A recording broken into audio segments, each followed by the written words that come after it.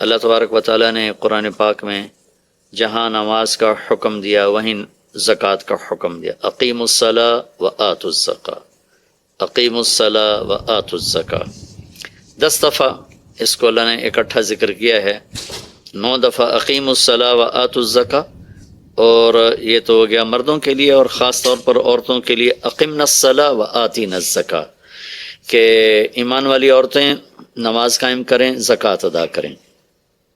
اور قرآن پاک میں 82 دفعہ مال خرچ کرنے کی ترغیب ہے۔ زکوٰۃ کے لفظ کے ساتھ تو فرض حکم ہے، اور انفاق خرچ کرو اس لفظ کے ساتھ عام ترغیب ہے کہ جس پر زکوٰۃ فرض نہیں وہ بھی اللہ کے نام پر خرچ کرے، کہ اللہ کو دیا ہوا واپس ملتا ہے، اور اللہ اسے کئی گنا کہ من ذا الذی یقرض اللہ قرضا حسنا فیضاعف له اضعافا کثیرا، کوئی ہے جو اللہ کو قرضہ دے اور اللہ اسے کئی گنا کر کے واپس کرے۔ اللہ کا جو دیا ہوا ہے یہ اللہ کا فضل و احسان ہے۔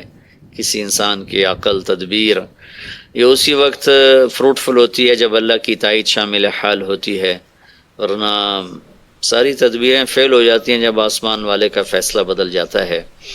تو بھائی بہنوں، جن کو اللہ نے رزق دیا ہے، جن پر زکوٰۃ فرض ہے، میں آپ کی منت کرتا ہوں پورا آڈٹ کر کے، حساب کر کے، علماء سے پوچھ کر زکوٰۃ کو ادا کریں۔ جن پر زکوٰۃ فرض نہیں ہے ان سے عرض کرتا ہوں کہ اللہ کے نام پہ خرچ کریں۔ اللہ تعالیٰ فقیری میں خرچ کرنا اللہ کو انتہائی پسند۔ اللہ کے نبی سے پوچھا گیا سب سے بہترین صدقہ کیا ہے؟ فرمایا کہ تنگی کی حالت میں صدقہ کرنا سب سے بہترین شکل ہے۔ اور پھر اللہ کے نبی نے فرمایا دعوا مرضاکم بالصدقہ، اپنے مریضوں کا علاج کرو صدقے کے ساتھ۔ پھر آپ نے فرمایا الصدقہ تو ترد البلا، صدقہ مصیبتوں کو ٹال دیتا ہے۔ ہمارے ہاں صرف کالا بکرا ذبح کرنا ہی صدقہ سمجھا جاتا ہے، کسی کو 1 روپیہ دینا صدقے کی نیت سے یہ بھی صدقہ ہے۔ سب سے بہترین صدقہ ہوتا ہے کسی کی ضرورت کو پورا کرنا، جو اس کی عین جینون ضرورت ہے اسے پورا کرنا سب سے بہترین صدقہ ہے۔ باقی گوشت کا صدقہ بھی ٹھیک ہے، لیکن سب سے بہترین صدقہ ہوتا ہے جو کسی کی ضرورت کو سامنے رکھ کر دیا جائے۔ تو ایک دفعہ ایک عابد کی شیطان سے ملاقات ہوئی تو اس نے پوچھا کہ مجھے ایک بات تو بتاؤ، تیرے یار کتنے ہیں؟ وہ کہنے لگا 3 قسم کے لوگ میرے بہترین دوست ہیں۔ ایک جو شراب پیتا ہو میرا بہت پیارا دوست ہے، ایک جو غصے والا ہو وہ میرا بہت پیارا دوست ہے، اور ایک جو بخیل ہو، شوم ہو، کنجوس ہو، وہ میرا بہت پیارا دوست ہے۔ اور اگلی بات مزے کی ہے، اور اگر یہ تینوں باتیں کسی میں اکٹھی ہو جائیں تو پھر وہ میرا پیر بن جاتا ہے، میں اس کا مرید بن جاتا ہوں۔ وہ میرا استاد ہوتا ہے، میں اس کا شاگرد ہوتا ہوں۔ وہ میرا استاد ہوتا ہے، میں اس کا شاگرد ہوتا ہوں۔ کہ اللہ نہ کرے کسی میں نشہ بھی ہو، غصہ بھی ہو، بخل بھی ہو، تو وہ شیطان کا بھی شیطان بن جاتا ہے۔ اور بخیل آدمی سے اللہ کی کبھی دوستی نہیں لگتی، اور سخی سے کبھی اللہ کی دوستی نہیں ٹوٹتی۔ اور اللہ کے نبی کا فرمان ہے کہ سب سے بڑا سخی اللہ ہے، اور اللہ کے بعد سب سے بڑا سخی میں ہوں۔ آپ نے جب حنین کی جنگ کے بعد مال غنیمت تقسیم کیا تو صفوان بن امیہ پکار اٹھے کہ میں اب گواہی دیتا ہوں آپ اللہ کے سچے رسول ہیں، اس لیے کہ اتنی بڑی سخاوت نبی کے سوا کوئی نہیں کر سکتا۔ تو اسلام اور سخاوت، اللہ کے نبی نے فرمایا کہ اللہ نے تمہارے لیے اسلام پسند کیا ہے، اس کو خوبصورت بناؤ 2 چیزوں کے ساتھ۔ اسلام کا میک اپ 2 چیزیں ہیں، اسلام کا میک اپ 2 چیزیں، فرمایا اسے خوبصورت بناؤ سخاوت کے ساتھ اور حیا کے ساتھ۔ بے حیائی نے میرے معاشرے کو آگ لگا دی ہے، آج کا میڈیا بے حیائی پھیلا رہا ہے، ہماری نسل اس پہ چل پڑی ہے، مغرب کی تہذیب بے حیائی کی ہے۔ ہم تو حیا والی امت ہیں، کاش کہ کچھ ہماری نسل کو تھوڑا سا اس کا پتہ ہوتا، اس کی اہمیت کا پتہ ہوتا۔ دکھتی ہوئی رگ ہے۔ اور فرمایا کہ اپنے دین کو خوبصورت بناؤ حیا کے ساتھ اور سخاوت کے ساتھ۔ سخی اللہ کو انتہائی پسند ہے۔ آپ کو عجیب بات سناتا ہوں کہ موسیٰ علیہ السلام کی قوم میں ایک سامری تھا، منافق، جس نے ان کے لیے گائے کا بچہ بنا کے دیا سونے کا، اور اس میں سے آواز آتی تھی، تو وہ ہوا کی کراسنگ ایسی رکھی تھی کہ اس میں سے ہوا گزرتی تھی، آواز آتی تھی، 2 طرف سوراخ رکھے تھے۔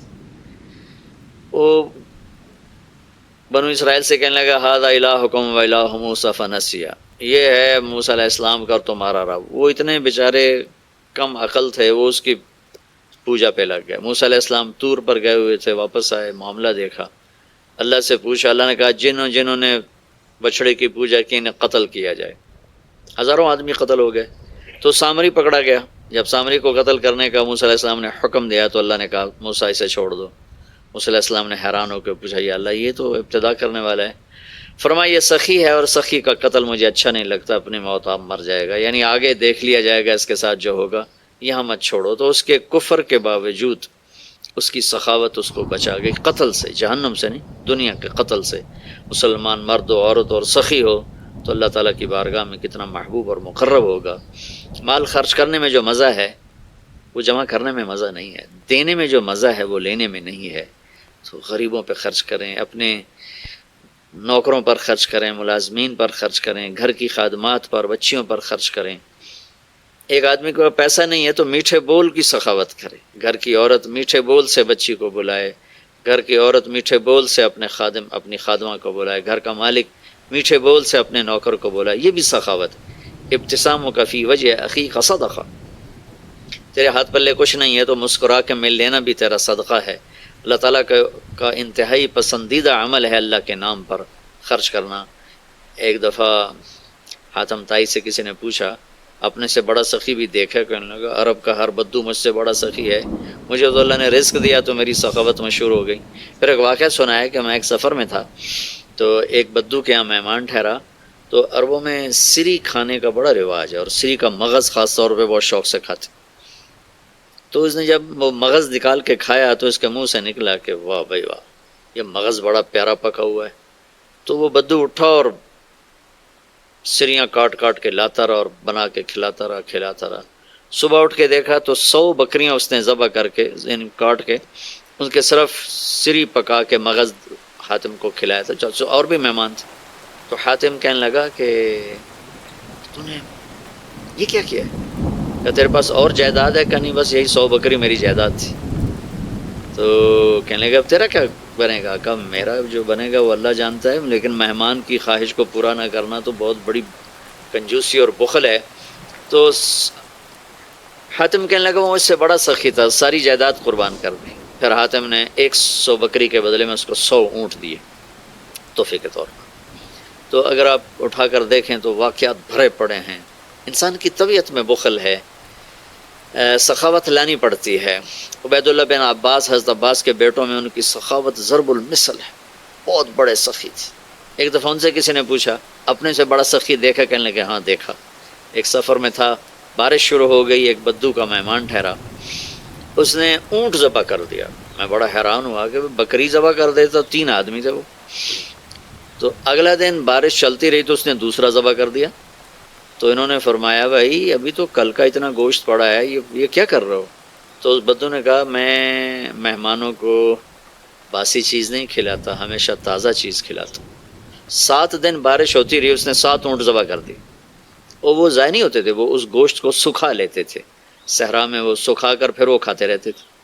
تو 8ویں دن بارش ختم ہوئی تو وہ بدو نکلا ہوا تھا اپنے کسی کام کو یا اپنے جانور چرانے۔ تو انہوں نے ارشاد فرمایا اپنے نوکر سے تیرے پاس کتنے پیسے ہیں؟ کہا جی 300 دینار ہیں۔ 300 دینار میں 300 اونٹ آ جاتے تھے، اتنا بہت بڑا یہ سرمایہ تھا۔ 100 اونٹ تو کہیں بھی نہیں گئے۔ تو کہنے لگے جاؤ اس کی بیگم کو دے کے آؤ۔ تو اس کے دروازے پر گئے، اس کی بیگم کو دیا تو اس نے انکار کر دیا کہ ہم مہمانی کو فروخت نہیں کیا کرتے۔ تو اس نے آ کر بتایا جی تو واپس نہیں لے رہے۔ کچھ ایسا کرو اس کے دروازے پر پھینک کے آ جاؤ۔ تو دروازے پر پھینک کے چل دیے۔ کچھ دور گئے تو پیچھے سے آواز سنی تو وہ بدو نعرے لگاتا ہوا آ رہا تھا، اور وہ تھیلی پکڑی ہوئی کہ میرے دوست یہ اپنی تھیلی واپس لو، میں نے آج تک اپنی مہمانی کو بیچا نہیں، میری غیرت کے خلاف ہے، مہمان سے کچھ لو۔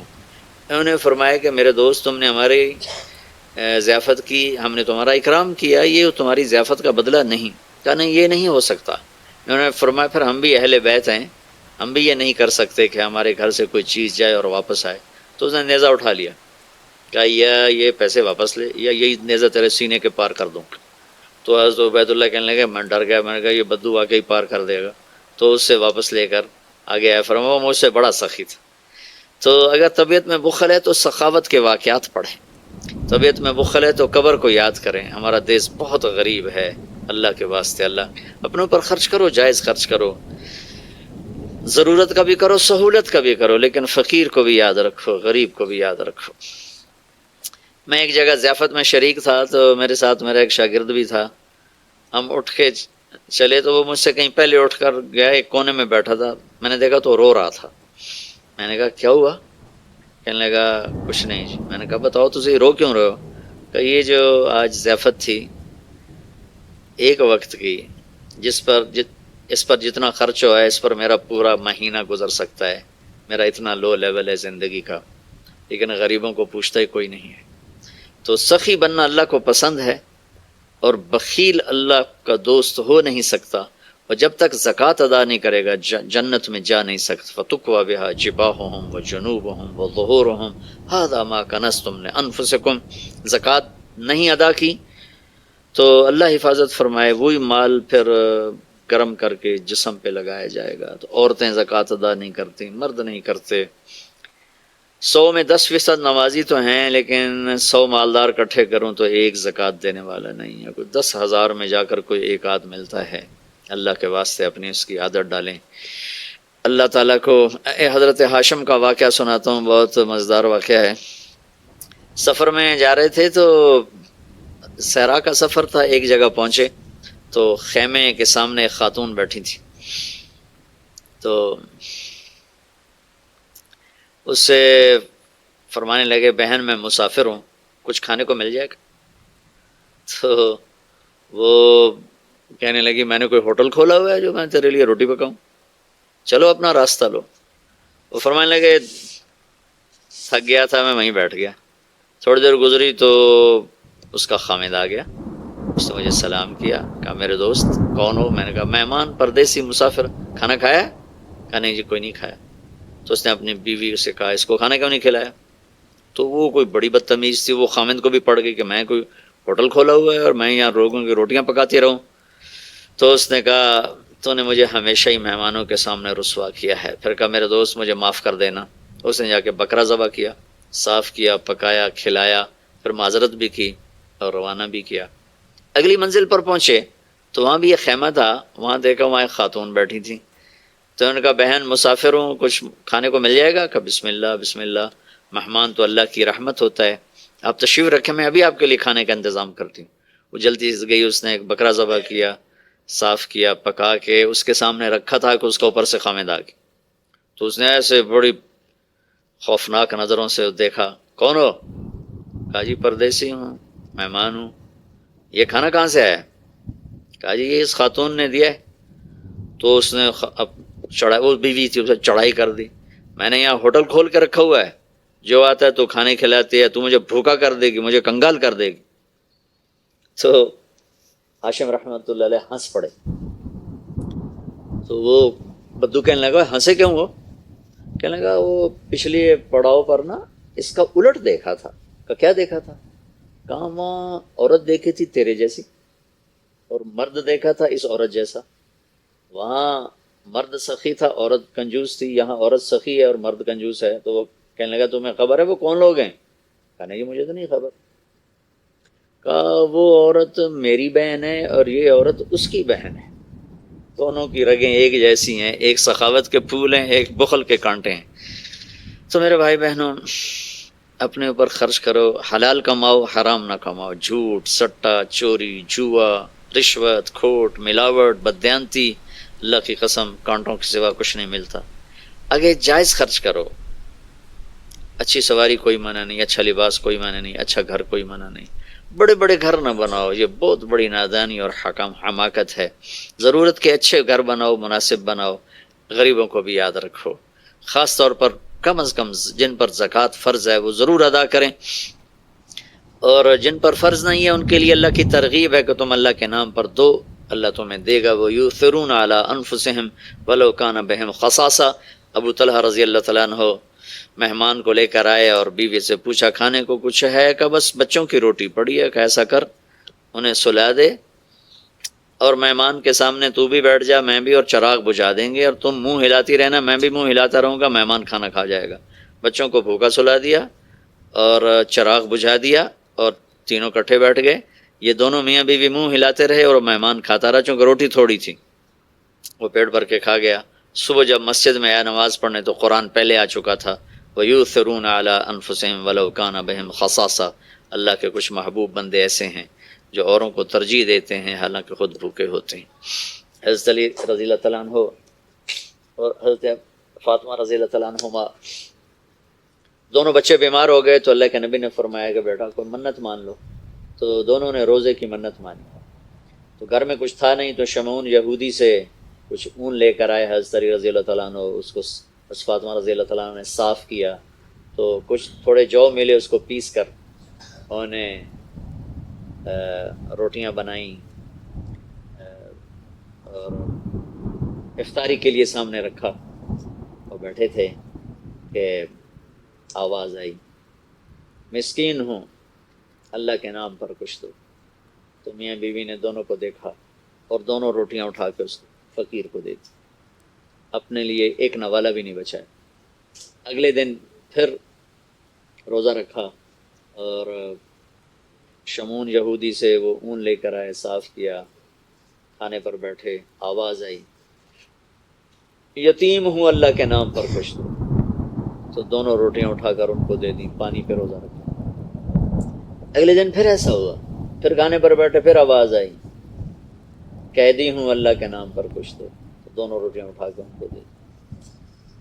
اور چوتھے دن بے حال ہو گئیں تو اللہ کے نبی آئے تو گلے لگایا، رو پڑیں، تو اللہ نے اسے قرآن اتارا، یطعمون الطعام علی حبہ مسکینا ویتیما واسیرا، کہ میرے کچھ بندے ایسے ہیں جو خود بھوکے ہوتے ہیں لیکن کھانا کھلاتے ہیں مسکینوں کو، یتیموں کو، قیدیوں کو۔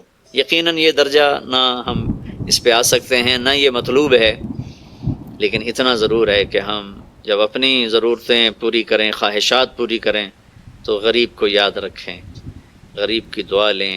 کتنے غریبوں کی بچیوں کے ہاتھ پیلے ہو جائیں گے۔ جب مالدار بخیل ہوتے ہیں اور غریبوں پہ خرچ کرنا چھوڑ دیتے ہیں تو غریبوں کی بیٹیاں نیلام ہو جاتی ہیں، عزتیں نیلام ہو جاتی ہیں، بچیاں نیلام ہو جاتی ہیں۔ میرا تو بازار حسن بھی جانا ہوتا ہے تبلیغ کے سلسلے میں، بھوک کی ستائی ہوئی بچیاں اپنی عزتیں بیچ رہی ہوتی ہیں۔ آپ یقین مانیں ان کی داستانیں سن سن میرا کلیجہ پھٹ گیا۔ نچانے والے اسی طرح سیٹھ صاحب بھی ہیں، شیخ صاحب بھی ہیں، سردار صاحب بھی ہیں، میاں صاحب بھی ہیں، ماہر صاحب بھی ہیں، چودھری صاحب بھی ہیں، افسر صاحب بھی ہیں۔ ناچنے والی طوائف بن گئی، رنڈی بن گئی، لیکن جس نے گھنگرو پہنا ہے وہ تو اسی طرح معزز بیٹھا ہوا ہے۔ جس نے کسی کی عزت کو لوٹا چند کوڑیوں کے پیچھے، اس کے کالر پر کوئی داغ نہیں ہے، لیکن انشاءاللہ ایک دن آنے والا ہے جب اللہ ظالم اور مظلوم کو اکٹھا کرے گا۔ یہ امتحان کی جگہ ہے، یہ جزا سزا کی جگہ نہیں ہے، ورنہ حسین جیسے کہ سر نیزے پہ چڑھتے اور یزید تخت پہ بیٹھتا، شمر غراتا اور اہل بیت کی چیخ و پکار ہوتی۔ یہ امتحان ہے۔ مالدار لوگ سخی ہوں تو غریب بھی عزت سے زندگی گزارتا ہے۔ ایک حدیث سناتا ہوں۔ موسیٰ علیہ السلام نے اللہ تعالیٰ سے پوچھا، یا اللہ جب تو اپنے بندوں پہ ناراض ہوتا ہے تو کیا نشانی؟ تو اللہ تعالیٰ نے فرمایا، موسیٰ جب میں ناراض ہوتا ہوں تو بارشیں بے وقت کرتا ہوں، حکومت بے وقوفوں کو دیتا ہوں، اور پیسہ بخیلوں کو دیتا ہوں۔ تو آج اللہ کی ہم پہ ناراضگی ہے کہ بارشیں بے وقت ہیں، حکومت نااہلوں کے پاس ہے، پیسہ بخیلوں کے پاس ہے۔ اچھا، ایک ہوتا ہے بخیل، ایک ہوتا ہے شحیح، جو بخیل کا بھی دادا ہوتا ہے۔ بخیل تو وہ ہے جو اوروں پہ خرچ نہ کرے لیکن اپنے اوپر کرے، اپنے بچوں پر کرے۔ شحیح وہ ہوتا ہے جو کم بخت نہ اپنے اوپر خرچ کرے، نہ اوروں پہ کرے، نہ بچوں پہ کرے، نہ بیوی پہ کرے، صرف گن گن کے خوش ہوتا رہے۔ لاکھ ہو گیا، کروڑ ہو گیا، ارب ہو گیا، خرب ہو گیا، چوتھے دن قبرے جا ڈٹھا، ہر شے ختم، برباد ہو گئی۔ یہ شحیح ہے۔ تو پھر موسیٰ علیہ السلام نے پوچھا، یا اللہ جب تو راضی ہوتا ہے تو کیا نشانی ہے؟ تو اللہ تعالیٰ نے فرمایا، موسیٰ جب میں راضی ہوتا ہوں امطر علیہم ابانا زرعہم امنعہ ابان حصادہم، جب راضی ہوتا ہوں تو جب کھیتی کاش کرتے ہیں تو بارش دیتا ہوں پھلے پھولے، اور روک لیتا ہوں جب پک جاتی ہے تاکہ کاٹ کے گھر لے آئیں۔ وَأَجْعَلُ الْمُلْكَ فِي حُلَمَائِهِمْ، اور حکومت سمجھدار نیک لوگوں کو دیتا ہوں، وَالْمَالَ فِي سُمَحَائِهِمْ، اور پیسہ سخیوں کو دیتا ہوں۔ اللہ تعالی ہمیں ہمت دے، توفیق دے، خرچ کریں، اللہ خرچ کرے گا آپ پر۔